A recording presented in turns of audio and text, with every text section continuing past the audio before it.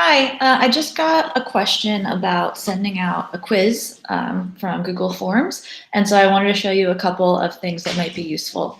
So let me present my screen. So first, just on getting the quiz out and then seeing what time it's been submitted, that was the first question. And so you can create your Google Forms or your quiz. This is a form that I created a while back. I just want to use it as an example. So go here to send it out. You're going to hit send and keep this box checked. Automatically collect respondents' community day school email address. That way you know who submitted it. You don't have to add a question asking their name because that box is checked. So as long as they're logged into their school email, it will record who they are once they submit. So keep that one checked. And otherwise you can add the email addresses and send it out. So when you send it out, I imagine you're going to tell them, when it's due.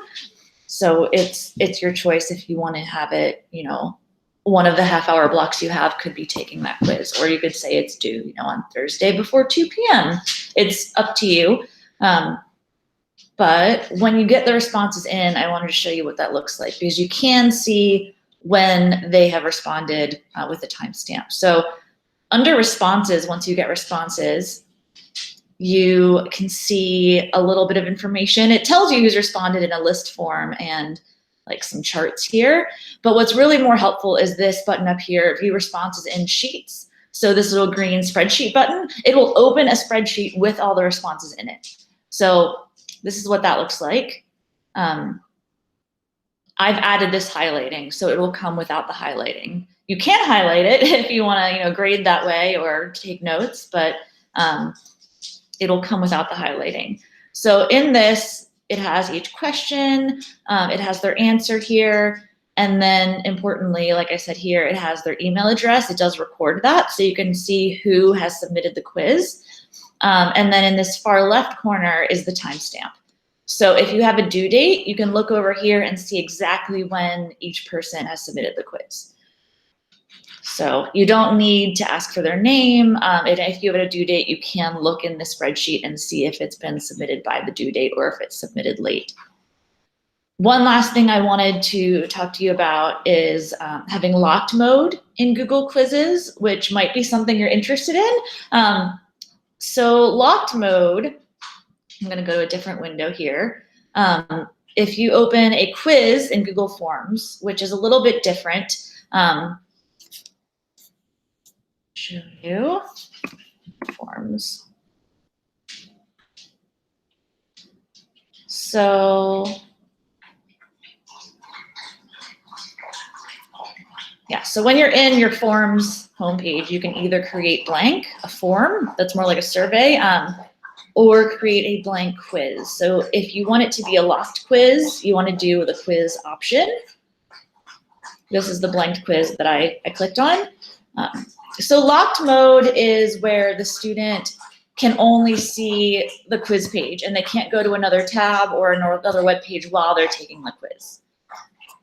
It's kind of up to you. If you're fine doing a quiz that's open book, which is actually, it's really helpful for learning to know how to take an open book quiz.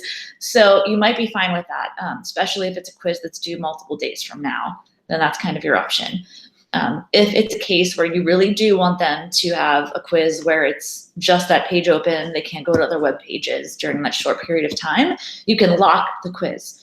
That can only be done on a Chromebook. So their school Chromebook is the only thing they can take that quiz on in that case. It only works on that. So you want to keep that in mind if you think that's feasible. So if you're interested in the locked quiz setting on your quiz, you can go to settings. You always want to collect email addresses, but then in this quizzes tab here, you can turn on locked mode. So it tells you a bit there. Respondents aren't allowed to open tabs or other applications while taking this quiz, and the quiz must be done using the school Chromebook.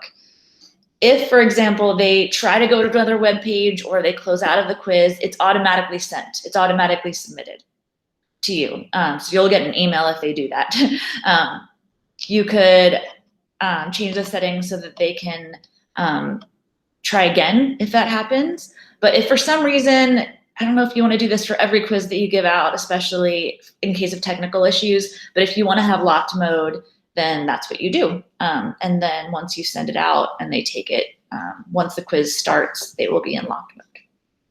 So just another option that might be helpful to you. I hope that was helpful. Bye, everyone.